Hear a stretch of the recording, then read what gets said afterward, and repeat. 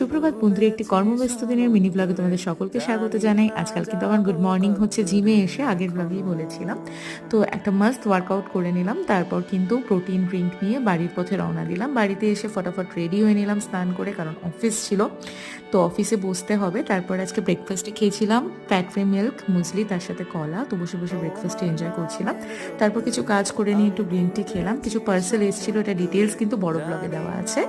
তারপর মা পুজো করছিল, আজকে একাদশী ছিল। বাবা দেখো আমার জন্য কিউই এনে দিয়েছে। দুপুরে ছিল ব্রাউন রাইস, স্যালাড, তার সাথে কিন্তু আলু সয়াবিনের তরকারি। স্যালাডের ক্লিপটা নিইনি, তো মা বাবার সাথে বসে একটু ফ্রুটস খেয়ে নিলাম আমিও। কিউইটা কিন্তু খুব টেস্টি ছিল।